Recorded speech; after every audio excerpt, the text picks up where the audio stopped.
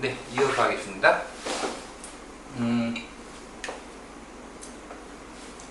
요 앞부분에서 거기까지 있죠. 결국 이번 장의 가장 큰 문제는 뭘로 공급량을 뽑아낼 것이냐, 정부에서. 공급량을 뽑아낼 때 가장 쉽게 쓰는 방법은 신도시예요. 또는 뭐 신규 택지. 여기서 여러분들이 생각을 해둬야 될 게 무엇이냐면, 신도시나 신규 택지는요, 시간이 걸려요. 시간이 걸려요, 이거. 여러분, 저 AH 같은 데 가보면은, 우리나라 신도시나 뭐 신규 택지 같은 거 지정이 쭉 나오는데, 지정되고, 그 다음에 이게 택지 사업을 하고, 거기서 분양을 하고 이렇게 나오는데, 여러분, 분양 이후에 준공까지도 물량 시간이 보통 2년 반 3년을 잡지만은 이 택지를 만든다고 시간이 굉장히 오래 걸리는 거예요. 이 택지가 시간이 굉장히 오래 걸리기 때문에 어떤 방법을 쓰냐면은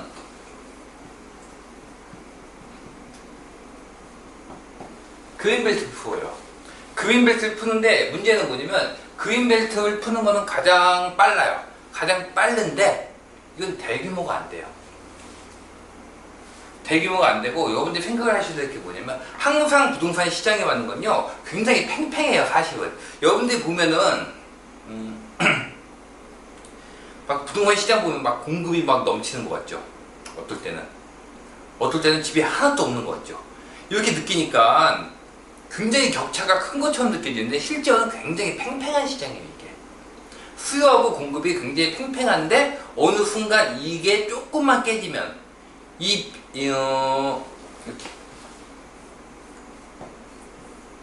수요와 공급인데 이 수급이 조금만 깨지면 이게 조금만 기울기 시작하면 이게 조금만 차이가 나도 시장의 가격으로는 확 차이가 나요. 공급이 조금만 많아 보여도 확 표시가 나고 수요가 조금만 많아도 공급이 조금만 적어도 표시가 확 나요. 그래서 그렇지 실제로 굉장히 팽팽한 거예요. 그러니까 뭐냐면 어떤 고체가 있다기보다는 액체라고 생각을 하세요. 시장에 맞는 건. 시장에 맞는 건 살아 움직이듯이 액체예요. 늘 수요가 있고 공급이 있고 이렇게 공급이 되면 이걸 수요가 빼다 쓰는 거예요. 항상 빼다 쓰는 거기 때문에 수요하는 건 언제나 있어요. 상승기나 하락기나 늘 있는 거예요. 그 수요량을 갖다 공급이 맞춰줘야 되는 거예요. 근데 그걸 갖다 계속 그린벨트를 풀어서 맞춰줄 수는 없어요. 그건 안 돼요. 1년이나 2년 단기적으로는 될지 몰라도 이건 장기적으로 어떤 구조가 아니에요. 이건 뭐가 걸까? 임시방편이에요. 너무 심각할 때 임시방편은 그린벨트를 풀어가지고 순간적으로 공급을 하는 거지 우리나라의 부동산의 공급 문제를 갖다가 그린벨트로 해결하겠다라는 건 정신없는 얘기예요. 이건 말도 안 되는 얘기예요. 계속 수도권에 나오는 물량을 전부 다 그린벨트로 풀어서 하는 건 불가능해요. 그렇기 때문에 그린벨트를 풀어서 한다는 얘기는 계속 나오고 사람들이 굉장히 무서워하는데 사실 그린벨트를 풀어가지고 할 정도면 공급이 많이 딸릴 때예요. 언제나 그린벨트를 푸는 건 아니에요. 이거는. 그러니까 구조적으로 어떻게 될 것이냐의 문제예요. 1년, 2년을 갖다 본다면 뭐 그린벨트를 푼다든지 이런 게 영향을 미칠 테지만은 실제로 여러분들이 지금까지 부동산 시장 사이클을 보세요. 13년부터 지금 18년까지. 중간중간에 이런 뭐 그린벨트 푸는 거 이것도 마찬가지 변수라고요. 이런 변수들이 시장에 영향을 주긴 줘요. 안 주는 건 아니지만 실제로 장기적으로 영향을 주냐면 그렇지는 않다는 얘기예요. 그냥 뭔가 근본적인 공급 방법이 필요해요. 근본적인 공급 방법. 뭐 신도시를 갖다가 왕창 뭐 1기 신도시, 2기 신도시 만들듯이 왕창 한다든지 또는 신도시 보통 이게 아니면 뭐 딴 게 뭐가 있냐면은 구도심 재생이에요. 구도심 재생이에요. 지금 현재 장이 구도심 재생을 하기에 아주 적기예요. 사실은. 왜 적기냐면은 구도심 재생이라는 건요 상승기가 아니면 하질 못해요. 이거 상승기 때문에요. 첫 번째 이유가 상승기이기 때문이에요.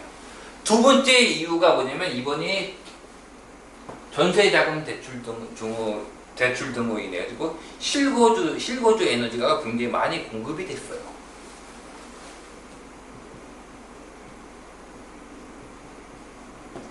실거주 에너지가 굉장히 많이 공급이 됐다는 게 무슨 뜻이냐면은 맨 첫 시간에 얘기를 한 것처럼 빌라나 이런 데 사는 분들이 전부 다 아파트가 올라갔어요. 그럼 어떻게 될까요? 공실 문제가 나올 수밖에 없어요. 여러분들 지금 신문 보면 공실 문제 나오죠. 이 제가 공실 문제 나온다고 처음부터 말씀드렸죠. 몇 년 전부터 말씀드렸죠. 결국엔 이 문제가 심각해질 수밖에 없어요. 이건 공실 문제. 왜냐? 전세자금 대출을 해주면은 그분들이 전부 다 빌라에서 아파트가 올라간다고요. 그럼 이 빌라는 누가 채울 거예요? 자, 생각을 해보세요. 지금 얼마 전에 나온 거에서 뭐 부산에서 빈집이 뭐 몇 채가 있고 만 몇 채가 있다고 얘기를 했는데 저는 그거 안 믿어요. 말이 안 되는 얘기예요. 주택보급률이 110%다. 우리나라에 100%가 안 되는 곳은 서울밖에 없어요. 서울하고 경기뿐이에요.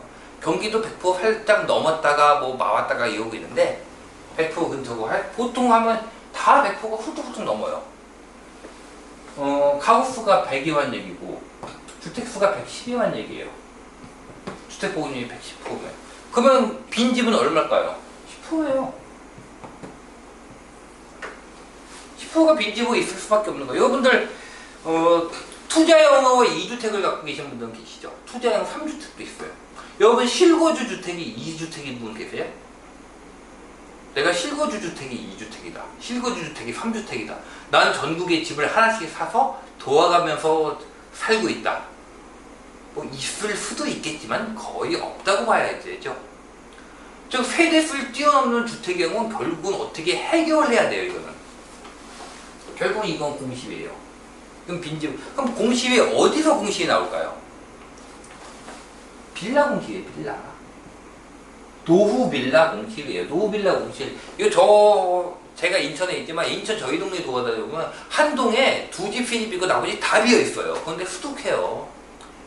다 공실이에요. 그거 지금 노후주택 공실이라고요. 이게 표에 어떻게 통계에 어떻게 잡히는지 모르겠지만은 어떻게 잡히는지 모르겠어요. 실제로는 다 노후주택 공실이에요. 이건 더 커질 수밖에 없어요. 왜냐면 정부 쪽에서 전세자금 대출, 월세 쪽에 대해서 지원을 하면 할수록 이분들은 아파트가 올라가게 돼요. 좀 더 좋은 상위 계층으로 올라가게 된다고요. 예전 같으면 돈 한 푼도 없는 분들이 전세 8천만 원짜리 전세로 못 들어가요. 무슨 돈이 있어서 들어가요. 근데 지금 정부가 거의 저희 최하 계층 이혼되는 거의 8천 정도가 그냥 나와요. 전세자금 대출 되게 싸요 이자도. 그럼 그분들 8천만 원짜리 전세를 가지 왜 2천만 원짜리 전세를 하겠어요? 결국은 공실이 많아질 수밖에 없는 구조예요. 지금 정부 정책이나 이번 장의 성격 자체가 공실 문제가 심각해질 수밖에 없어요. 즉 재개발을 하기가 굉장히 좋은 장이에요. 지금 이게. 그리고 지금도 지금이지만 입주 물량이 많아지면 많아질수록 빌라 공실은 더 나올 수밖에 없는 구조예요. 이거는. 예전에는 아파트 수요층하고 빌라 수요층이 달랐지만 지금은 빌라 수요층이 다 아파트가 넘어갔어요. 저층 아파트. 그럼 저층 아파트에 살던 분들은 어디로 가야 될까요? 그보다 좀 더 좋은 아파트로 가야죠. 그분들이 빌라로 내려올 수는 없잖아요. 여러분들 아파트 살다가 빌라에서 살는 거 힘들어요. 쉽지 않아요. 집을 부여서 가는 경우는 거의 많지 않아요. 뭐 연세 드신 분들에서 가끔 나온다고 하는데 연세 드신 분들도 마찬가지예요. 특히 제 경험이나 뭐 도표를 제가 찾아본 적은 없는데 생각보다 집 주여 간다는 건 쉬운 일이 아니에요. 상승기고 실거주 에너지를 공급을 했을 때 공실이 많아져. 이건 뭐냐면 개발 압력으로 연관이 될 수밖에 없어요. 그리고 또 무엇이냐면 상승기인 이유는 알죠? 상승기? 여러분 재개발 재건축 투자하시잖아요. 재개발 재건축이 진행이 되다 멈춰요. 언제 멈춰요? 부동산 시장이 하락하면 멈춰요. 지금 시장이 침체에 들어가거나 하락장으로 들어간 지역들 있죠. 거기 계신 분들은 아실걸요? 예. 시장이 하락으로 진입을 하게 되면 재개발 사업 멈춰요. 즉 재개발 재건축 사업은 상승기에만 가능한 거예요. 하락기에는 거의 불가능해요. 뭐 간혹 하는 경우도 있어요. 왜냐면 이주하고 집을 다 부셨어요. 근데 하락기 진입을 했어요. 그럼 어쩔 수 없이 해야 돼요. 그런 경우 아니면 힘들어요. 거의 멈춰요, 사업이. 자,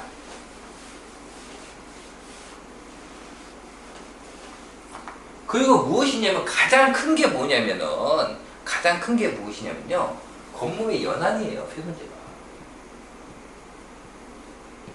이 건물 연한이란 걸 갖다가 이유 때문에 제가 들고 나온 게 뭐냐면 슈퍼사이클. 저번에 슈퍼사이클 이거 말 나온 다음에 굉장히 뭐라고 하시는 분, 이 용어 딴 분이 쓰니까 뭐라고 하는 분이 이거 제가 만든 용어 맞아요. 슈퍼사이클. 지금 부동산 쪽에서 쓰는 것 중에 뭐 임계점이니 슈퍼사이클이 이 연도, 요즘 연도별로 보는 거 많이 나와요. 이거 다 제가 만드는 거 맞아요. 맞긴 맞는데 뭐 크게 상관은 없어요. 쓰실 분들 쓰시면 돼요. 이거는 슈퍼사이클에는 무슨 뜻이냐면 슈퍼사이클을 갖다가 공실로, 그러니까 멸실로 보시는 분들 계세요. 저도 이거 예전에 봤어요. 다 해본 거예요. 멸실 가지고 슈퍼사이클이나 이게 공실 구조를 본 게 저도 예전에 다 해본 건데 의미가 없어요. 왜냐면 우리나라에는 사람이 살지 않아도 멸실을 안 시켜요. 즉 빈집, 공실, 빈집은 놔둬도 멸실을 시키지는 않아요. 그렇기 때문에 멸실을 기준으로 볼 필요는 없는데 실제로 멸실은 많이 뛰었어요. 지금 예전 기준으로 한 2.5배, 3배 이 정도 뛰었을 거예요. 아마 몇 년 전부터. 멸실을 할 때는 무슨 일이냐면 이거는 재개발 때만 해요. 재개발, 재건축. 그 다음에 멸실 중에 단독 멸실되는 경우 있거든요. 이 단독 멸실은 뭐냐면 거기다가 뭐 이게 다세대, 다가구 같은 거 세운 거예요. 예, 원룸 같은 거 세우고 빌라 같은 거 세울 때 단독 멸실 시켜. 이 멸실만 가지고는 볼 필요가 없고 좀 더 근본적인 거. 우리나라 건물의 연한을 30년으로 보든지 40년으로 보든지 지금 2018년이죠. 2020년 잡고 그러니까 2020년 30년 전이면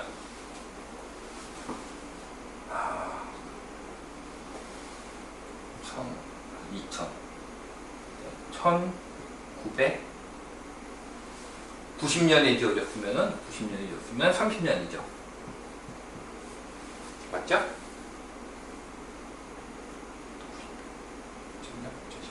20년, 30년. 90년에 지었으면 30년. 1980년도면 40년이죠.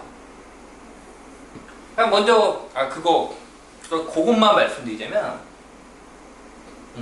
30에서 40인데 건물의 수명이 30에서 40이라는 거예요. 근데 우리나라 주택이 거의 언제 지어졌냐면 가장 원래 우리나라 주택 지어진 걸 쭉 보시면은 옛날부터 이건 나와요. 예.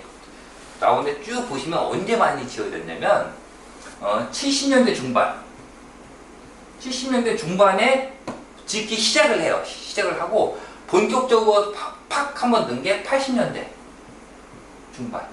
이 정도예요. 80년대 중반부터. 그래서 보통 이 앞하고 이 뒤하고 숫자가 굉장히 달라요. 제가 제 통계인가 강의에도 나왔겠지만 이 앞은 거의 이 앞과 이 뒤는 차이가 굉장히 커요. 이때부터 본격적인 주택이라고 할 수 있는 아파트나 이런 것들의 공급량이 나오기 시작했어요. 그래가지고 지금 건물의 연한이 다 와요. 지금 이건 지금까지 한 번도 없던 거예요. 왜냐면 80년대 이전, 70년대 중반에도 한번 뛰긴 쪘는데 이 이전은 주택을 지은 숫자가 너무 적기 때문에 그거에 연한이 와서 그 주택들이 주택의 수명을 다하지 못하고 공실로 남게 되거든요. 공실로 남아도 부동산 시장의 총 공급량에 미치는 영향이 굉장히 적어요. 숫자가 적으니까. 근데 이 뒤부터는 상당히 많아요. 그러니까 이게 뭐와 같냐면 여러분이 인구할 때 베이비 부모라고 하죠. 사람이 한번 쭉 이렇게 많이 태어난. 베이비 부모 세대가 은퇴를 하면 어떻게 된다 얘기를 하죠. 마찬가지예요. 이게 베이비 부모 세대예요. 그러니까 베이비 부모 세대죠. 한 번에 많이 지은 시기가 있어요. 우리나라가. 얘네가 은퇴를 하는 시기가 오면은 공급량이 은퇴를 하는 거예요. 총 공급량이고 굉장히 많은 숫자들이 매년 은퇴를 해요. 이게 한 몇 년 돼요. 이게. 노후주, 슈퍼사이클이라는 거는 저기 그분 글도 보니까 뭐 공실 기준 잡고 뭐 카페에서 공실 얘기해. 공실 기준 잡는 그런 개념이 아니에요. 그거는. 우리나라는요, 아시잖아요, 다들. 여러분들 집에 새 안 나고 새 못 놓고 해도 빈집으로 두시지. 그걸 멸실시키세요? 빌라 부셔요? 안 부시잖아요. 그냥 빈집은 놔두지. 빈집은 놔둔다고요. 그 다음에 공실 기준 잡는 게 아니에요. 멸실 기준 잡는 게 아니라 거의 굳이 얘기하자면 공실 기준 잡는 공실. 건물의 연한이 끝나서 공실로 남는 거. 그게 보통 언제가 가장 크냐면은 30에서 40년이에요. 그 정도. 그리고 그분 여기 기사도 보니까 뭐 아파트는 뭐 40년 뭐 이렇게 얘기를 하고 단독주택은 30년 이렇게 얘기를 하는데 아니에요. 그것도 반대예요. 반대. 그분도 데이터 안 찾아봐서 그래요. 데이터 찾아보시면 실제로 건물의 유형 중에 아파트, 빌라, 뭐 단독주택 중에서 가장 빨리 수명을 다하는 게 뭐냐면은 건물 연한이 가장 짧은 게 빌라예요. 빌라가 가장 짧아요. 그 다음에 중간 정도 되는 게 아파트예요. 건물 건물 수명이 제일 긴 게 단독주택이에요. 단독주택이 제일 길어요. 그분은 단독주택이 더 짧다고 생각을 하시는데, 그러니까 우리가 일반적으로 생각하는 거예요. 아파트는 관리가 되고 단독주택은 관리가 안 되니까 단독주택의 연한이 더 크겠지라는 건 그냥 머릿속으로 생각하는 거고, 실제 수치를 보면은 단독이 더 길어요. 왜냐면 단독은 혼자서 자기 집을 갖다 관리하는 거기 때문에, 단독주택은 일단 특징이 있잖아요. 마당 넓고 있기 때문에 거기 사시는 분들은 계속 고쳐서 살아요. 그 단독주택의 연한이 가장 길어요. 보통 사용 연한이. 이거 제가 도시별로 뽑아놓은 게 있거든요. 도시별로 뽑아놓은 게 있는데 언제 보여드릴 기회가 있을지 모르겠네요. 사실은 뭔지 모르겠는데 제가 그래도 사실 이거는 만들려다 못 만들었어요. 못 만들고 쭉 각 도시별로 쭉 해놓은 게 있어요. 각 도시별로 연차에 따른 건물의 공실률을 정한 게 있는데 거의 30에서 40 가면서 하여간에 보통 30에서 40을 가면서 건물이 연한이 끝나서 그게 공실로 돼요. 그게 전국적으로 온다고요. 전국적으로 오는데 지방 같은 경우에는 이 비율이 오래된 주택 비율이 더 많아요. 30년 이상이 많아요.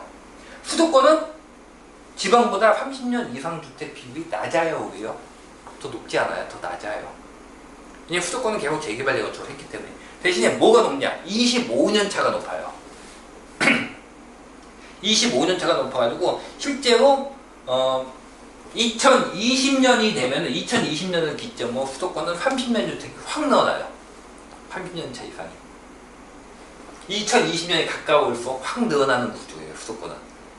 지방은 이미 늘어났다가 사실 이게 계속 늘어나는 게 아니에요. 베이비 부모도 애기를 갖다가 계속 많이 난 게 아니에요. 어느 일정 특정 시기에 많이 났잖아요. 여기 한 8년 정도 요 정도 돼요. 그 시기에 건물도 집중적으로 많이 지은 주택이 있는데 얘네가 한꺼번에 멸실로 또는 이렇게 공실로 들어갈 때 주택 공급량이 확 부족해진다. 그 시기 개념이 슈퍼사이클이에요. 사실은 제가 말씀드린 슈퍼사이클은 멸실 기준 잡는 게 아니라 좀 잘못 이해를 하시는 분들이 계신 것 같은데 이 용어만 보니까 의미를 아셔야지.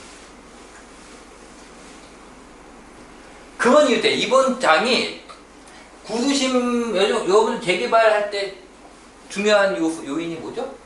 노후도예요. 노후도를 만족하는 게 많이 나온다고요. 노후도를 만족하는 게 많이 나오죠. 상승기죠. 자, 여러분들 보세요. 구도심 재생은 상승기만 할 수 있어요. 이 말이 무슨 뜻이냐? 지금 구도심 재생을 안 하고 이번 상승기가 끝난다면 어떻게 된다? 다음 상승기 때 구도심 재생을 해야 돼요. 즉 30에서 40년 차가 아니라 우리나라 주택들이 40에서 50년 차가 됐을 때 해야 된다는 거예요. 이거 건물 무너져요. 우리나라 건물들이 그렇게 튼튼하게 지어졌으면 좋겠지만 저는 그렇게 그닥 믿음이 안 가서 무너져요. 40에 50년 차 되면 무너져요. 지금 저희 동네도 제가 어릴 때 살던 집들 지금 한 40년 된 집들인데 이게 50년 차까지 버틴다고는 장담할 수 없고, 사실 50년 차 주택에서 정말 사람이 산다는 건 되게 힘들어요. 이거 정말 힘들어요. 그러니까 저 높으신 분들이 맨날 뭐 마을 공동체 얘기하시는데, 한번 저는 그분들 모셔다가, 예, 제가 어릴 때 살던 저희 동네에 있거든요. 40년 된 집에 한번 넣어서 한번 살아보시라 하고 싶어요. 살기 힘들어요. 그게 쉽지가 않아요. 이런 이유 때문에 신도시를 만약에 하게 된다면은, 문제가 생겨요. 이거 다시 들어가는데, 신도시를 하게 되면은요, 지금 단계에서 신도시를 하게 되면, 이게 지금 어디냐면, 지방 쪽이에요, 지방 쪽. 어떤 면에서는. 이거는 지방에서 신도시나 신규 택지 위주로 하고 있거든요. 이거는 어떤 결과를 가져오게 되냐면, 인구가 증가할 때는요, 증가를 할 때는 어떠한 도시가 있을 때 위성 도시, 신도시를 만들어도 상관이 없어요. 시간이 되면 이게 채워지거든요. 도시가 확장되면서. 근데 인구가 줄어든다면서요. 인구가 줄어드는데 바깥에 신도시를 하게 되면 어떻게 되느냐? 구도심이 나가기 때문에 구도심에 인구가 줄어들어서 여기가 슬럼화가 돼버려요. 지금 지방 쪽에서 굉장히 공급량이 많이 나오고 있는데, 신규 택지 이런 거 굉장히 많이 나오고 있거든요. 지방 쪽이 계속 그렇게 되면 지방 구도심 쪽에서 슬럼화 나올 거예요. 이거 문제 심각해질 거예요. 이게 인구가 계속 느는 상태면 상관이 없어요. 채워지거든요. 인구가 줄어든 상황에서 이렇게 했다가는 슬럼화 돼요. 그 다음에 구도심을 재생을 한다. 다음 상승기 때 재생하면 어떻게 해요? 다 컴백을 한다고. 그럼 바깥에 유형 도시가 생겨요. 딱 일본 스타일이 나오는 거죠. 그래서 이거는 올바른 방법이 아니에요, 사실은. 그나마 지방은 땅이 더 많으니까 여기 들어가는데, 수도권은 땅도 좁다고요. 땅도 좁은 데서 굳이 이렇게 만들어가지고 국토를 효율적으로 이용하지 못할 이유가 없다고요. 정석은 구도심 개발. 이게 정석이에요. 이거는 근데 정부가 의지가 있어야 돼요. 구도심 개발을 한다는 건 굉장히 힘든 일입니다. 신규 택지를 하는 게 쉽지 구도심 개발을 하는 게 쉽은 게 아니에요. 구도심 개발은 굉장히 힘든 거예요, 사실은요. 원주민들 싸움 문제도 있고 계속 싸움이 나요, 이거는. 그래서 박근혜 정부 때 저는 구도심 개발을 한다고 했을 때 이건 굉장히 자완정책이라고 생각해요. 이거는 정권 입장에서는 도움이 안 돼요. 구도심 개발을 한다는 건 정권 입장에서는 도움이 안 되는 거예요. 이거는 마이너스예요. 욕먹을 일이 더 많아요. 신도시가 사실 낫지. 근데 여러 가지 정당성 면에서 본다고 한다면 구도심 개발이 맞아요, 받기는. 그래서 박근혜 정부 쪽에서 택조법을 폐지시켰어요. 전 이거 일종의 그거하고 봐요. 그러니까 이것도 일종의 대못받기 비슷하다고 봐요. 그래서 아예 신도시를 만들면 택지를 갖다가 다 멈췄어요, 사업을 전부 다. 신규 지정 거의 없어요. 보시면 여러분 박근혜 정부 바로 직전부터 박근혜 정부 때 신규 택지 쪽 지정 하나도 없어요. 거의 없어요. 그래서 이게 아니라 어떻게 보면 강제적으로 이걸로 끌고 가는 거 만들었다고요. 자, 이걸 만약에 그럼 이걸로 하면 어떡하느냐. 왜냐면 이게 정부 입장에서 보면은 표를 얻기는 이거보다는 이게 더 좋거든. 이거는 싸움 나요, 사실은. 여러분 재개발된 건저 아시죠? 비대위부터 맨날 싸워요, 이거는. 정부 입장에는 골치가 아프다고요. 이걸로 가면 어떡하냐? 이걸로 가기 위해서는 뭐가 필요하냐? 시간이 필요해요, 시간이 걸려요. 택지 지정부터 시작을 하면 쭉 이걸 구조적으로 만들기 위해 시간이 필요하다고요. 만약에 정부가 이걸로 간다면 어떻게 돼요? 최소 이건 5년은 걸려요, 5년은. 이전에 팔고 나와야죠. 이게 실제로 물량으로 영향을 주기 전에 팔고 나온다 생각을 하시면 돼요, 그거는요. 아직까지는 시간이 있죠? 이걸로 간다면 어느 걸로 갈지 확실하지는 않아요. 하지만 우리는 보통 어떠한 방식으로 이렇게 정해지지 않았을 때는 어떠한 방식으로 갔을 때 내가 어떻게 대처할 것인가를 만들어 놓으셔야 된다고요. 이걸로 간다고 해도 지금 매수를 하는 건 상관이 없다고요. 그러니까 쉽게 말하면 상관이 없다고요. 이걸 간다고 해도 시간이 걸려요. 시간. 당장 나올 수 있는 게 아니에요. 보통 5년은 걸리기 때문에 지금 신도시로 가겠다 한다고 하더라도 2022년 2023년까지 시간이 있어요. 충분히. 이 안에 팔고 나오면 되잖아요. 만약에 구도심 개발로 간다. 이건 정말 오래 걸려요. 구도심 개발로 간다. 자, 여기서 몇 가지 생각을 해봅시다. 구도심 개발로 간다는 얘기는요. 구도심에서 재개발, 재건축을 한다는 건요. 반드시 멸실이 나오게 돼요. 멸실이 나오게 돼요. 특히 서울 같은 경우에는 무조건 멸실이 나와요. 서울은 신규 택지가 없기 때문에 서울에서 신규 공급을 하기 위해서 무조건 부셔야 돼요. 부셔야 되는데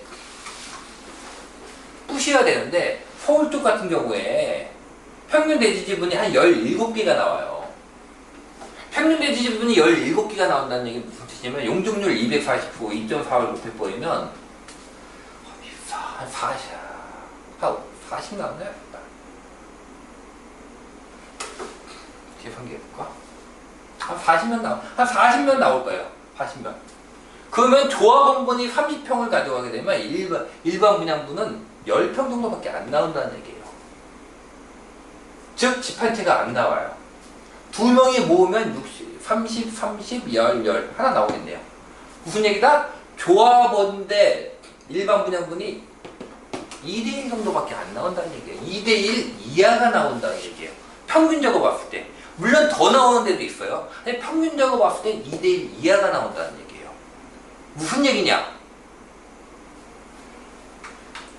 세 채를 지으면 두 채는 조합원 거고 한 채는 일반 분양이라고요. 그러면은 그 전에 뭘 해야 된다? 멸실을 해야 된다고. 멸실은 뭘 해요? 두 채를 멸실을 해서 한 채를 공급을 하는 게 재건축이에요.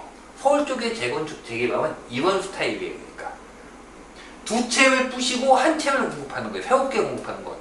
두 채를 부시고 세 채를 만드니까 두 채는 조합원분이고 한 채는 신규 공급. 또 이런 식의 서울 쪽의 공급 스타일이라고요. 그래서 한 채를 공급하기 위해서는 두 채를 부셔야 돼요. 무슨 얘기냐?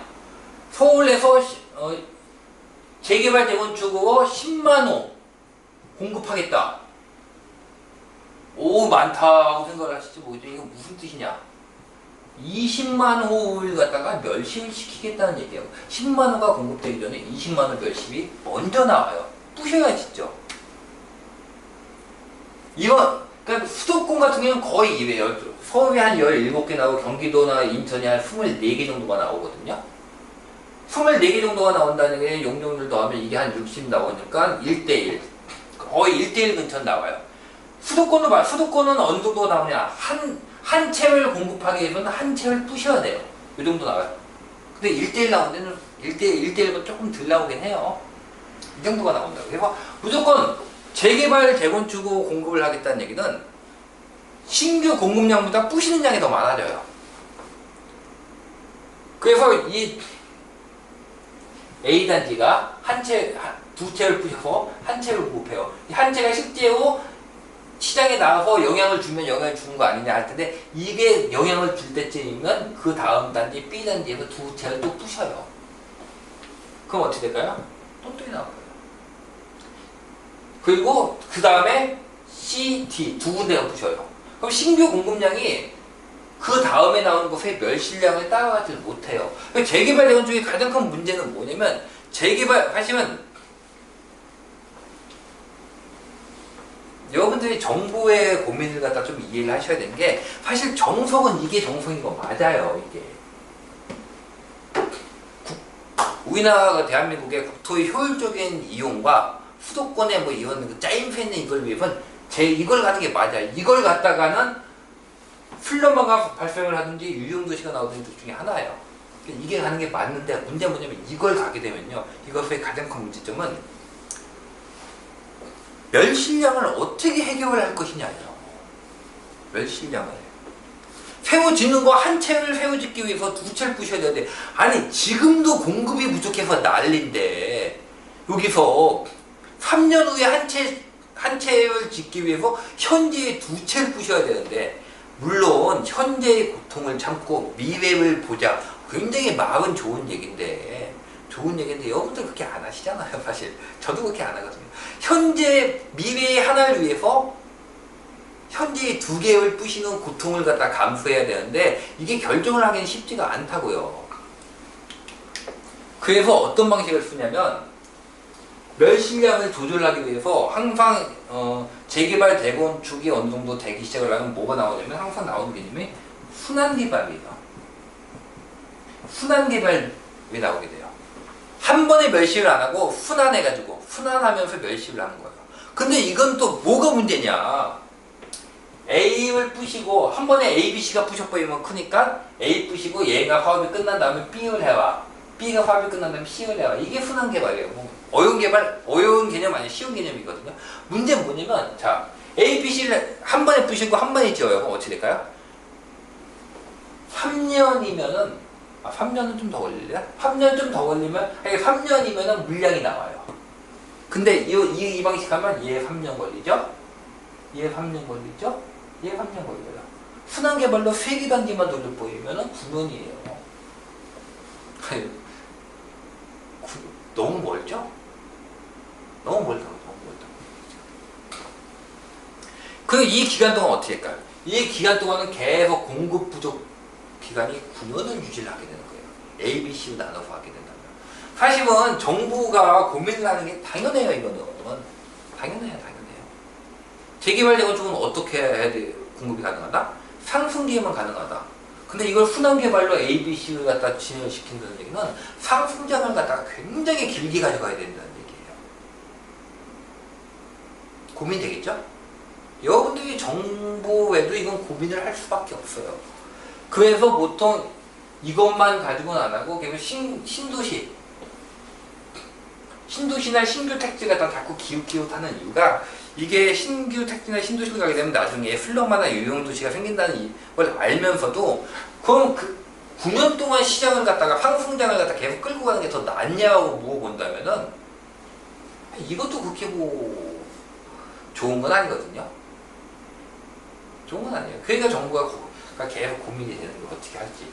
보통 이거 두 개 갖다가 섞어서 해야지, 섞어서 해야 되는데 섞어서 하기도 지금 만만치는 않아요, 사실은. 문제는 뭐냐면 현재 나오는 이 시기 2018, 2019부터 19년까지의 이 물량 기간이 지나가 버리면 이 다음부터는 물량이 없다고요.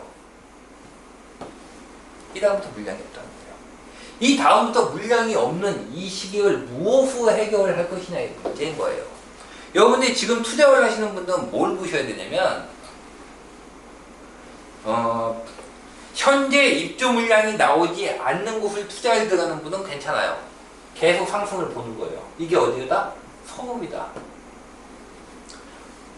왜? 상승 추세니까. 여러분들은, 그러니까 연변도 분들은 자주 들으신 얘기죠. 여러분들은 추세의 마법을 보게 되실 거고, 추세는 마법과 같아요. 매직이에요, 매직. 어떠한 요소도 전부 다 상승에 필요한 요소로 바꿔 보여요. 그리고 추세가 정말 무서운 거예요. 하락 추세도 마찬가지예요. 하락 추세가 정말 무서운 게 어떠한 요소도 전부 다 하락 요소로 바꿔 보여요. 하락 추세 안에서는.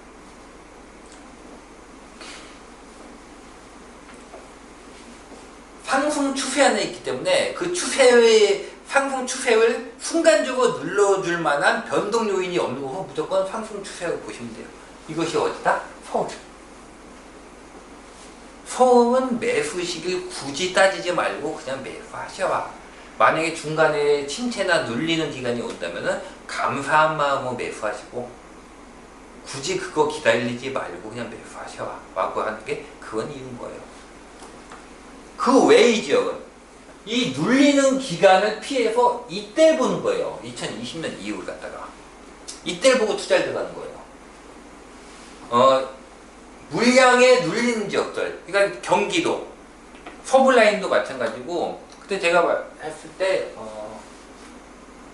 뭘 지어야 될지 모르겠네요. 정보에 나왔는데, 그 외의 분들은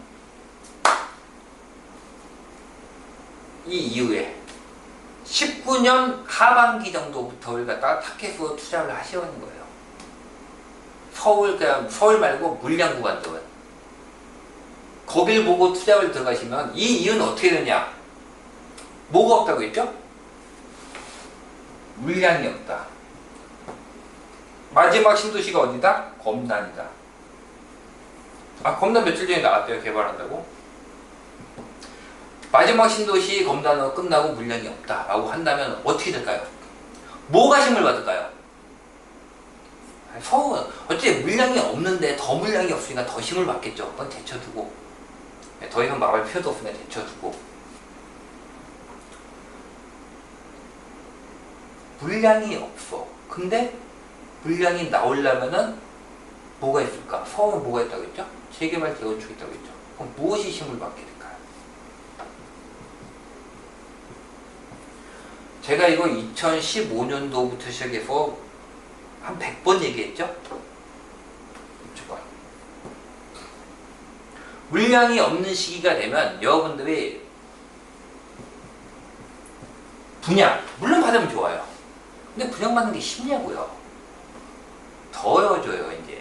게다가 후분양까지 한다고 하죠? 분양받는 거 더 어려워져요. 분양 받을 수 있는 게 없어요. 그럼 가장 확실한 게 무엇일까요? 입주권이 제일 확실해져요. 예전에 그래서 제가 그때 초창기에는 일반 분양가를 갖다 기준으로 입주권의 수익을 내요. 그리고 조합원 걸 매입을 했을 때 일반 분양가보다 싸요. 이건 초창기예요. 시장이 진행이 되면 어떻게 되면 입주권이 더 올라가요. 일반 분양가보다. 초창기이기 때문에 입주권이, 제가 그때 작년인가 얘기를 하다가, 작년 재작년 얘기하다가 아직은 아니에요 하고 얘기하는데, 왜냐면 시장이 본격적으로 진행이 됐다는 증거가 하나도 안 나왔어요. 당장 입주권 자체가 일반 분양가보다 싸잖아요. 그럼 아니에요. 입주권이 일반 분양가보다 당연히 비싸야 돼요.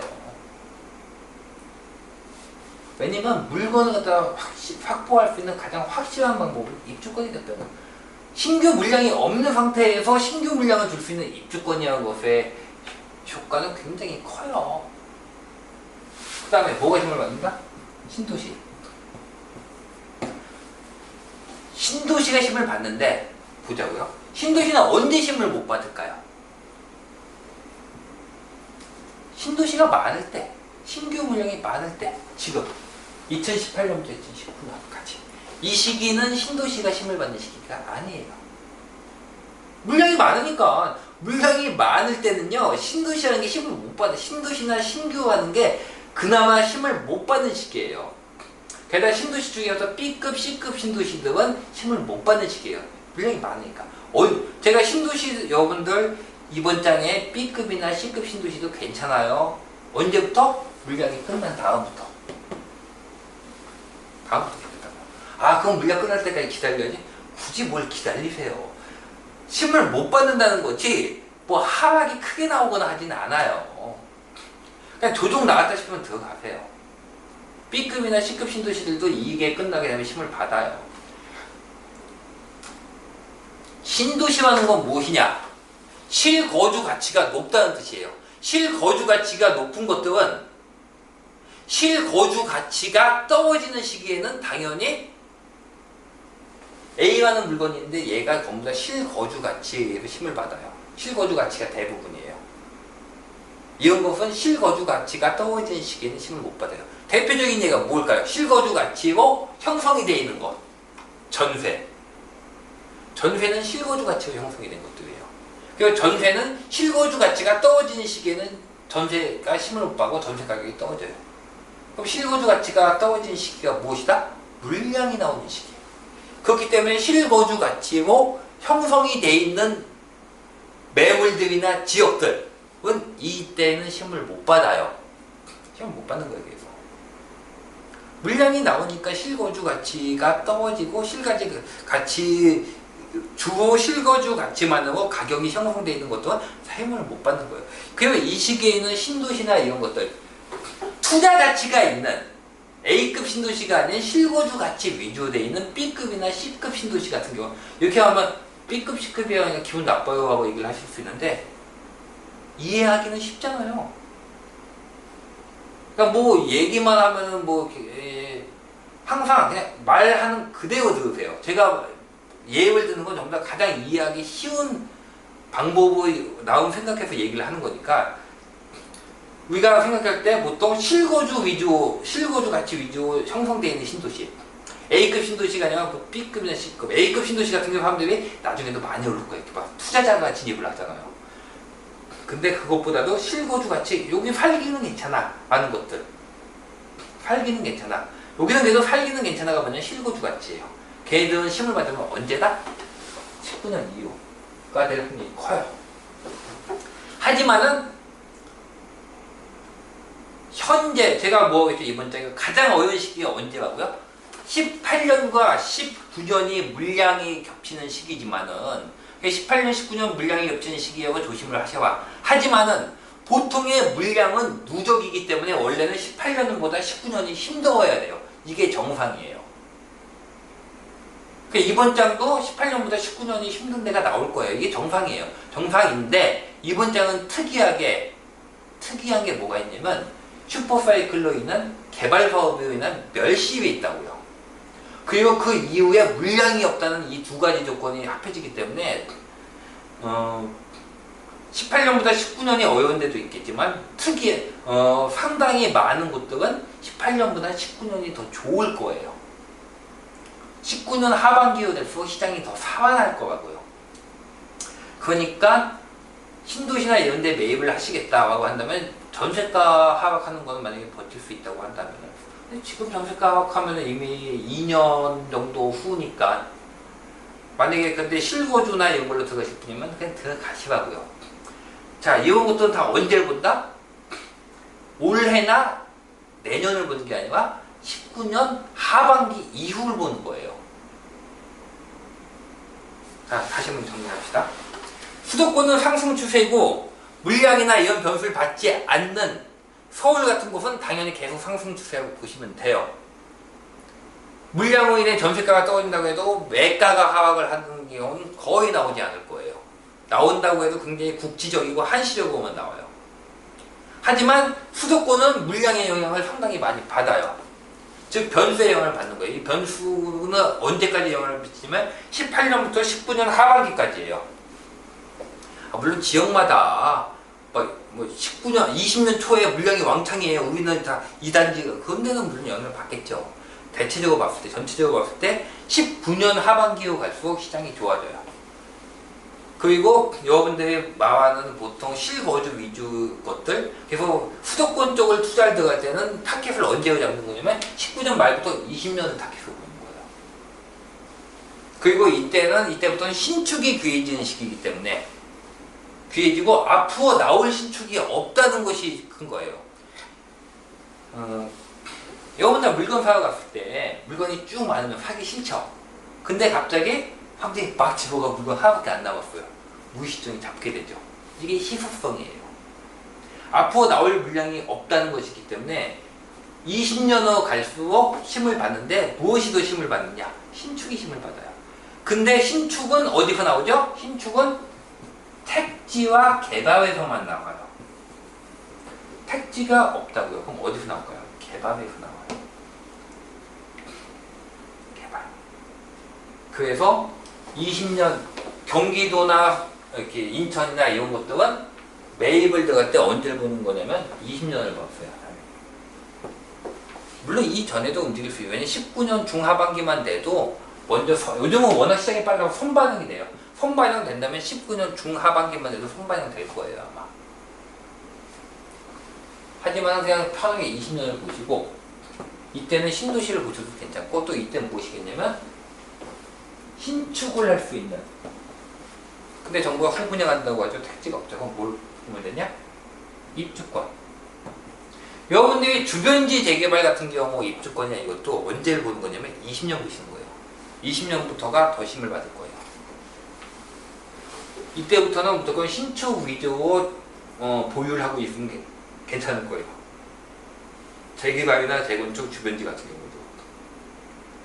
그러니까 수도권 같은 경우는 이렇게 보시면 돼요. 그럼 이게 언제 끝나냐? 왜 보통 끝날 때 언제 보냐면 재개발 재건축의 물량이 왕창 나와주면 끝나는데 아직은 재개발 건축 물량이 왕창 나오지가 않았어요. 지금 아직 안, 18년인데 아직 왕창 안 나왔다고요. 그럼 왕창 나오면 언제 되느냐? 제가 보기에는 20년도 정도가 되면은 아마 굉장히 재개발 건축, 신축이 힘을 받으면 재개발 건축이 활발하게 될 거예요. 그럼 얘네가 물량으로 나오는 시기가 위험해지는 거예요. 실제, 그러니까 얘네가 실제 입주로 나오는 시기. 아직은 그렇게 활발하진 않은데, 지금 18년이니까 19년? 내년이나 내후년 정도면 굉장히 활발해질 가능성이 커요. 주변 재개발이. 지금도 활발하지만 아직 요 정도 가지고는 괜찮아요. 그럼 그것들이 물량으로 나오는 시기를 본다고 한다면 몇 시부터 재개발 재건축은 일반적인 것보다 1년이 더 걸립니다. 멸시 때문에. 그럼 보통 4년은 잡으셔야 돼요. 19년부터 한다고 하면 19, 20, 21, 22, 23, 23년 정도. 그리고 제가 23년 정도를 기준 잡고 살펴보자고 하는 거예요. 23년에 시장이 하락을 한다는 뜻이 아니라 현재는 여러 가능성이 있기 때문에 만약에 재개발이나 이런 것들에서 정말로 본격적으로 들어가서 한다고 한다면 23년부터는 물량이 나올 수가 있다는 얘기예요. 그리고 한번 지금 물량 한번 나왔죠? 두 번째 물량이 나올 때는 위험할 수도 있기 때문에 이때 한번 보자는 얘기예요. 23년도에 가능하면은 매도가 가능한 포지션은 가지고 있으면 좋다는 얘기예요. 매도를 하시라는 얘기가 아니라 매도가 가능한 포지션은 가지고 있으면 좋다는 얘기예요. 그래서 제가 5년, 8년 임대할 때 가능하면 5년으로 하시라고 했던 이유가, 근데 이 지역에 무조건 하락한다는 뜻은 아니에요. 정부가 만약에 이걸 갖다가 이 사이클을 갖다가 더 늘리는 방법이 있어요. 더 늘리는 방법이 뭔지 아세요? 정부가 재개발 재건축을 막으면 돼요. 재개발 재건축을 가능한 한 하지 않고 멸시비 무서우니까 재개발 재건축을 가능한 한 막아요. 막는다고 하면 이 사이클은 더 길어져요. 즉 상승기는 더 길어지게 나올 수가 있어요. 그리고 상승기가 더 길어지게 나오면 제가 예전에 여러분들에게 드렸던 질문이죠. 상승폭은 공급량의 부족에 비례할까요? 아니면 공급량 부족의 기간에 비례할까요? 저는 기간에 비례한다고 생각을 해요. 공급이 얼마나 많이 부족하냐보다 공급이 부족한 시기가 얼마나 오랫동안 지속됐느냐에 의해서 저는 상승폭이 나온다고 생각을 해요. 그래서 이게 길어진다고 하면 상승은 상당히 커질 수도 있어요. 여러분 이번 장 상승은 어디까지 나올지 알기 힘들어요. 뭐 얼마까지 뛴다 얼마까지 뛴다가 큰 의미가 있지가 않아요. 제가 이번 장 스타트하면서 얘기했잖아요. 여러분들이 뭐 전고 좀 넘을 수 있느냐 없느냐 얘기했을 때 강남은 천장이었고 강남은 이번 장에서는 레벨업 가능성이 있다고 얘기를 했던 게, 근데 생각을 해보세요. 우리나라 부동산 시장에 계층을 나눴을 때 최상단이 강남이에요. 근데 강남이 천장이 없어가지고 레벨업이 된다는 얘기는 그 밑에 것들도 마찬가지예요. 생각보다 많이 뛸 수 있어요. 이번 장은. 이번 장은 까딱 잘못하면 생각보다 굉장히 많이 뛸 수 있는 장이에요. 반면에 리스크 요인은 아직 수도권 매우 적어요. 수도권 요인은 리스크 요인에 현재까지는 굉장히 적고 거의 눈에 안 보여요. 리스크하고 할 만한 게. 아직 시장이 과열됐다는 징표도 보이지 않고, 설명하기가 좀 힘든데 어느 시장이 무너지려면은 좀 그런 게 필요해요. 그 시장이 전체적으로 다 과열이 돼야 돼요. 다 비슷한, 그러니까 뭐 다 비슷하게 과열이 돼야 되는데 아직 수도권은 그렇게 전체적으로 과열이 되어 있지가 않아요. 전체적으로 과열이 되어 있지가 않으면 어떻게 되냐면, 보통 장이 무너질 때는 여러분, 시장이 무너질 때는요 도미노 무너져요. 도미노 쭉 올라가다가 주변지가 보통 먼저 무너지고 그 다음에 중심지가 나중에 무너지는데,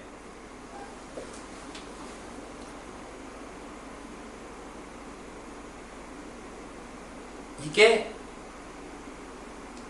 어떤 느낌이냐면 본격적으로 무너질 때는 한 군데가 무너지기 시작하면서 다음 곳이 무너지고, 여러분은 올라갈 때 순환매 기억나시죠? 순환매 하듯이 올라가잖아요. 마찬가지로 순환매처럼 떨어져요. 여러분들 순환매 쭉 지금 올라갈 때 느낌이 어때요? 2단지, A단지 올라가니까 B단지 올라가고 B단지 올라가니까 C단지 올라가는 느낌이잖아요. 하락할 때도 그 느낌이에요. A단지 하락하니까 B단지 하락하고 B단지 하락하니까 C단지 하락하고 이렇게 도미노 무너지는 거예요. 도미노 무너지는데 여러분 도미노 게임 해보셨죠? 근데 중간에 하나가 비어있으면 어떻게 돼요? 무너지다가 멈춰요. 시장이 전체가 무너지지가 않고 하나 멈춰요. 하나가 비어있는 게 뭘까요? 하나가 비어있는 게 뭐냐면 시장이 똑같은 성격이 아니라는 거예요. 같은 성격이 아니면 무너지다 멈춰요. 제가 이번 장 말씀드릴 때 2018년, 2019년 말씀드릴 때 여러분 기억하세요? 제가 어디 부하고 했죠? 2018년도 물량이 나옵니다. 물량이 나오기 때문에 사실은 전세가가 상당히 많이 무너질 수도 있는데 전세가가 무너지면 가격도 무너질 수가 있습니다. 그래서 이 경부 라인을 보자고 한다면은 경부 라인은 동탄을 눈여겨봐야 되는 거. 동탄에서 물량이 나오는 건 맞는데 동탄에서 물량이 나온다고 해서 꼭 하락을 한다는 보장은 없습니다. 하지만 만약에 동탄에서 물량이 나와서 하락을 한다 하더라도 누군가 그 하락장이 동탄부터 서울로 상승하는 걸 막아줄 텐데 누가 막아줄 거겠죠? 제가 막아줄 가능성이 있는 게 분당이 막아줄 거겠죠. 왜 분당이 막아줄 거라고 했는지 기억나세요? 분당은 딴 특성이 있으니까. 동탄하고 분당은 전혀 다른 특성을 가지고 있어요. 분당은 왜냐면 개발의학을 갖고 있거든요. 물론 동탄도 개발이지만 그 개발이 아니라 이렇게 시장의 성격이 다르면요 무너지다가 멈춰요. 거기서. 그래서 시장이 전체가 무너지려면 같은 성격을 갖고 있어야 돼요. 그러니까 시장이 모든 곳에 투자자가 진입을 했다. 이런 곳은 투자자가 진입을 했다든지 이런 같은 성격을 갖고 있는 곳은 훨씬 잘 무너지고 무너지면 전체가 한 번에 도미노처럼 무너져요. 근데 중간에 도미노를 하나 떼버리면 무너지다 멈춘다고요. 뺀다는 게 무슨 얘기냐면 성격이 달라지면 이걸 갖다 어떻게 설명을 드려야 될지 모르겠어요. 굉장히 미묘한 부분이어가지고 어떻게 설명을 드려야 될지 모르겠는데 그래서 실수요장으로 있는 곳에 개발장이 껴있다든지 개발장으로 되어 있는데 실수요장이 껴있다든지 하면 개발장으로 무너질 때 실수요장이 있는 곳은 안 무너져요. 반대로 실수요장이 무너질 때 개발장이 있는 곳은 안 무너져요. 즉 전세가가 매매가를 끌어내는 걸 했을 때 어디가 멈춰줄 거냐면 개발성을 갖고 있는 곳이 이걸 갖다가 멈출 수 있는 스토퍼 역할을 해줄 거예요. 즉 하나를 뺀 이렇게 도미노. 무슨 말인지 이해를 하실런지 모르겠네요.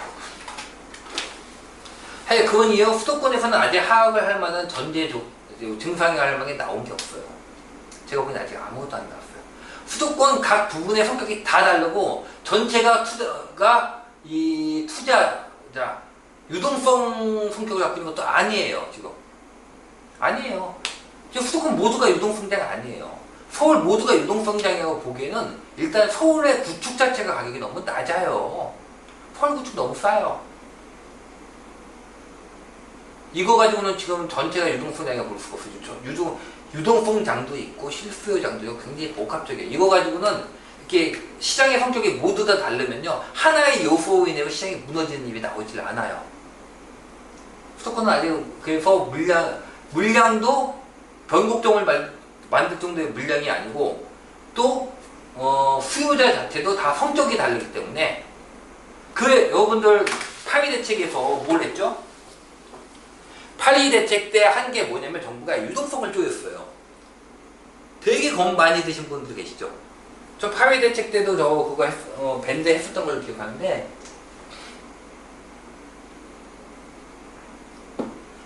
지난 노무현 정부 때 했을 때 무너진 것도 결국은 유동성을 쪼여서 장이 끝났다. 그렇기 때문에 파리 대책 때 유동성을 끌고 나왔는데 이건 정말로 신의 한 수다. 상승장이 끝날 수도 있다 라고 얘기를 했을 때 제가 뭐 말씀드렸죠? 전혀 아니다. 왜? 현재장은 실수요장이기 때문에. 유동성장일 때 지난 장의 막바지는 완전히 유동성장이었는데 유동성을 쪼여버리니까 효과가 있었던 건데 현재장은 유동성장 성격도 있지만 실수요장 성격도 굉장히 강하다. 유동성장과 실수요장이 있는데 실수요장에서 유동성을 쪼여봤자 아무 소용이 없다. 즉 아까운 정책, 아까운 정부 입장에서는 아까운 규제책 하나만 그냥 갖다 버린 거지 아무 의미 없다. 그 뒤에 어떻게 됐죠? 그 뒤에 실제 신문 기사 나온 건 실수요 에너지에 의해서, 실수요자에 의해서 파위 대책에 물려있던 거 실수요자에 의해서 반등 들어가고 상승 나오고 있잖아요. 이번 정책도 마찬가지예요. 지금 수도권은 실수요장하고 유동성장이 이렇게 다 섞여 있어요. 부분 지역마다 다 달라요. 지금 서울의 구축 같은 경우는 거의 실수요장 성격이 더 강하다고 봐요. 여러분들 서울 구축 막 강남이나 막 이런 거 말고 그냥 서울에 일반적으로 있는 구축들 투자하려고 막 안 사시셨잖아요. 오히려 실수요장의 성격이 더 강하다고요. 수도권은 지금 실수요장, 유동성장이 다 섞여있기 때문에 정책이 유동성을 쪼인다가 나와봤자 소용이 없어요. 지금 이게 아직 유동성장은 진입을 안 했어요.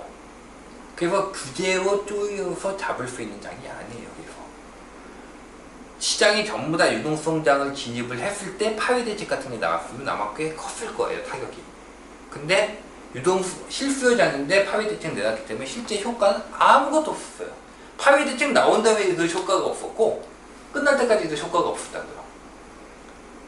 뭐 4월달부터 시작해서 4월달부터 시작해서 4, 5, 6, 7? 넉 달 효과 있었다고요? 아니요. 이 넉 달은 파위 대책의 효과가 아니에요.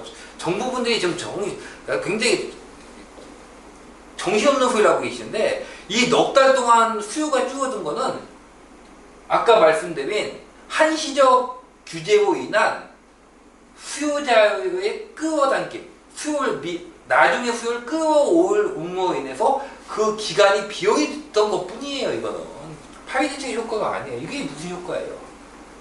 아무 효과가 없었다고요. 지금 수도권장이 그래요. 수도권장은 실제로 실수요와 이렇게 굉장히 복합적인 요인으로 무슨 얘기냐면 여러분들 병원 가가지고 고칠 때 제일 힘든 게 뭐예요? 합병증 왔을 때 병이 여러 가지가 모였을 때는 어떤 약을 써야 될지 몰라요. 그렇다고 그 약을 다 쓰자니 너무 독성이 강하고 지금 수도권이 그래요.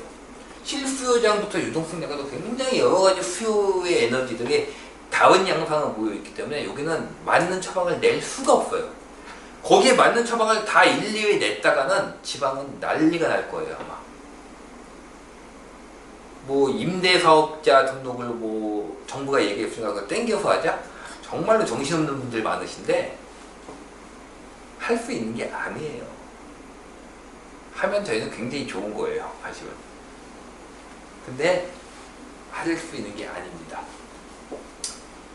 자, 이 정도면은 현재 시장의 이해에 대해서 어떻게 하다 보니까 좀 길게 얘기를 했는데 요것만 기억을 하세요. 수도권장은 현재 추세적 상승이에요. 추세적 상승은 공급량의 누적에 의해서 나오는데 공급량의 누적에 잠시 희석이 되는 구간이 있지만은 결국에는 다시 공급량의 부족이 하는 게 더 심화돼요. 18년, 19년을 제외하고는. 그 28년, 19년도 공급량의 부족이 하는 건 수도권의 경기도나 일부 물량이 나오는 곳, 서블라인 이런 곳에만 영향을 미치게 돼 있는 거예요. 그것을 제외한 서울 같은 경우에는 추세적도 상승이고 변수도 막을 만한 게 없어요. 변수 서울의 뭐 투기 지역을 갖다 지정을 하기보다 아무 소용이 없어요. 왜냐면 서울은 아직도 실거주장이기 때문에. 그래서 진입을 하려면은 사실은 이미 좀 늦었어요. 하려면 미리 하셨어야죠. 왜 늦출 이유가 없는데. 앞으로 규제가 나와서 규제가 나오는 걸 보고 투자를 하시겠다는 분도 마찬가지예요. 4년, 5년 동안 얘기를 하고 있지만 굳이 보고 진입을 하실 필요는 없어요. 경기도나 인천 쪽이나 뭐 이런 쪽에 투자를 하시는 분들은 일단은 기본은 2020년을 보세요. 2020년을 보시고 그때 여러분들이 꼭 기억을 하셔야 될 게 뭐냐면 이때는 중요한 게 뭐냐면 신축이 지금은 신축이 넘치는 시기예요. 18년, 19년. 그러면 이게 지나가면 결국 신축이 다시 희소성이 생기는 시기가 들어온다는 거죠. 그리고 그때는 택지가 없기 때문에 다시 재개발 쪽. 수도권의 재개발은 퍼지는 성격이 있어요. 서울하고 달라요. 퍼지는 성격이 있어요. 왜냐면 투자금이 적은 걸 원하기 때문에 한 곳이 막 달리는 곳을 막 사람들이 들어가 있지 않아요. 왜냐면 강남처럼 절대적이지 않아요. 수도권에 투자처가 있는 건. 어디든지 많아요. 그래서 투자금이 적은 곳으로 바로바로 옮겨가요. 그러다 보니까 한 곳이 막 달리는 게 아니라 주변이 같이 가요. 전반적으로 퍼지는 거는 이때. 주변지의 재개발이 시작이 되면 이거는 굉장히 넓게 퍼져서 전체적으로 운기가 와서 막 뜨거워지는 시기가 올 거예요. 근데 아직은 아니에요. 요거는 보통 19에서 20년 보자고요. 여러분들이 투자를 들어갔을 때도 이때를 기준으로 잡고. 그럼 뭘 조심을 해야 되느냐? 조심해야 되는 건 사실 지금 매입을 들어가면 크게 조심을 해야 될 건 없어요. 왜냐면 지금 매입을 들어가면 대부분 2년 전세에 맞추시면 20년이 넘어가기 때문에 크게 상관은 없을 거예요. 하지만은 여러분들이 분양권 등이나 이런 걸 해가지고 이 이전에 입주가 있는 곳이 있다면 그거는 좀 힘들 거예요. 그런 건 좀 조심하세요. 그리고 부분적으로 물량이 많이 나온 것도 좀 조심하세요. 늘 말씀드리죠. 수도권에서 봤을 때 이 끝쪽에 있는 것들, 그러니까 제가 원래 잘 안 좋아하는 지역들, 수도권에 봤을 때 이쪽 끝, 서쪽 끝에 있는 거, 파주 쪽, 그 다음에 이 밑에 쪽 끝, 평택, 그 다음에 이쪽 끝, 이런 데들은 그렇게 강하지가 않아요. 원래 그렇게 강하기가 힘든 것들이에요. 항상 라인을 봤을 때 라인의 맨 끝과 끝은 힘들어요. 왜냐면 에너지를 갖다 여러분들 임장 다니실 때도 그죠? 임장 다닐 때도 뭐 산이나 이게 딱 막혀 있으면 어때요? 가격이 약하죠. 마찬가지예요. 도시들도 한 라인의 맨 끝쪽으로 해가지고 끝나는 데는 양쪽에서 힘을 못 받고 한쪽에서만 힘을 받기 때문에 그렇게 도시가 힘을 받기 힘들어요. 물론 그것도 가격이 많이 하락을 한 상태에만 반등은 나와요. 실제로 이번 장에서도 파주 같은 데도 상승 하락 심할 때 들어가서 수익 내고 나오신 분들 저도 많이 알아요. 예. 근데 도시 자체가 그렇게 크게 힘을 받기는 힘들어요. 그건 있어요. 요런 것들은 조금 조심을 하세요. 일단 그런 것들은 그리고 침체나 하락이나 입주 물량이나 이것도 소화되는 시간이 더 오래 걸릴 수도 있어요. 자, 이 정도면 얼추 이번 장에 일단 이번 장에 대한 기본 이해는 어느 정도 말씀을 드릴 것 같아요. 보나마나 끝나고 나면 또 빼먹은 게 있을 것 같기는 한데, 요 정도 일단 기본 상식 해드리고 계속 다음 편에는 다시 권사년 보고서 보도록 하겠습니다. 이번 장은 여기까지 마치겠습니다. 고생하셨습니다.